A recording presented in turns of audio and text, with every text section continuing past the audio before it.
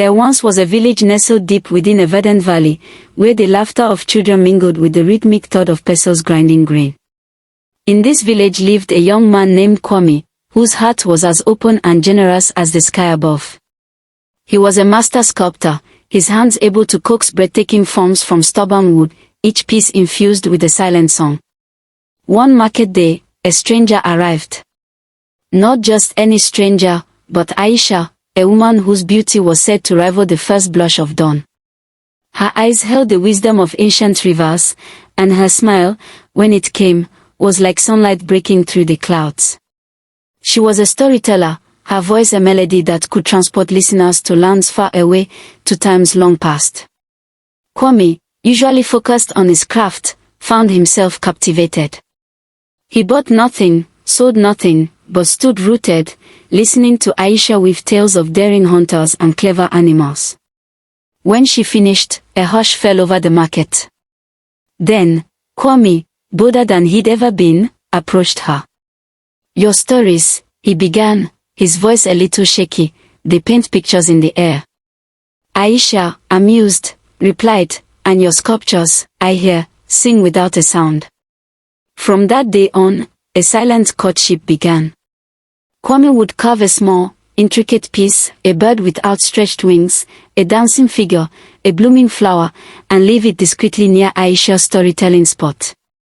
Aisha, in turn, would weave a new tale into her repertoire, a story echoing the sentiment of Kwame's latest creation, her eyes subtly seeking his in the crowd.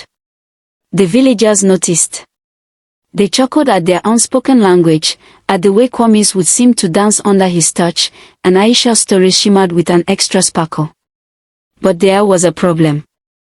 Musa, the chief's son, a man as proud as a peacock and as boastful as a thunderclap, also desired Aisha. Musa, witnessing their quiet devotion, grew jealous. He challenged Kwame to a contest. "Let us both present our finest creation to Aisha," he declared before the entire village. "Let her choose whose artistry truly moves her heart." Kwame, though a man of peace, accepted. Musa, with his family's wealth, commissioned the finest goldsmiths to craft an elaborate necklace, heavy with precious stones, gleaming with undeniable brilliance. Kwame, with only his hands and his heart, worked tirelessly in his humble hut. Days turned into nights, filled with the rhythmic tap of his chisel. Finally, the day of judgment arrived. Musa presented his dazzling necklace, which glittered in the sun, drawing gasps of admiration from the crowd. "This," Musa announced, "is fit for a queen, fit for Aisha." Then it was Kwame's turn. He approached Aisha, his eyes full of a love that transcended words. In his hands, he held not a single sculpture, but a beautifully carved kora, a West African string instrument. He sat before her and began to play. The melody that flowed from the kora was unlike anything the villagers had ever heard. It spoke of whispering winds and ancient trees, of sun-drenched savannas and starlit nights. It told the story of a young man's shy admiration, a woman's captivating grace, and the silent language of their hearts. As he played, Kwame sang, his voice soft but clear, weaving the tales Aisha had told into a beautiful, heartfelt song. Aisha's eyes, usually so composed, welled with tears.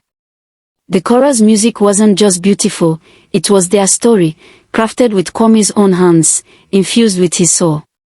When the last note faded, a profound silence fell.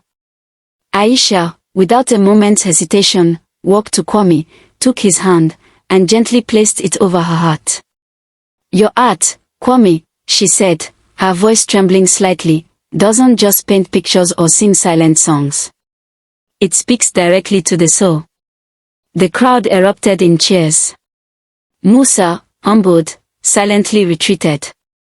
From that day forward, Kwame and Aisha became inseparable. Their love story, woven with the melodies of the kora and the magic of Aisha's tales, became the most cherished folktale in the village, a testament to the power of true artistry and a love that needed no grand gestures, only the sincere expression of the heart.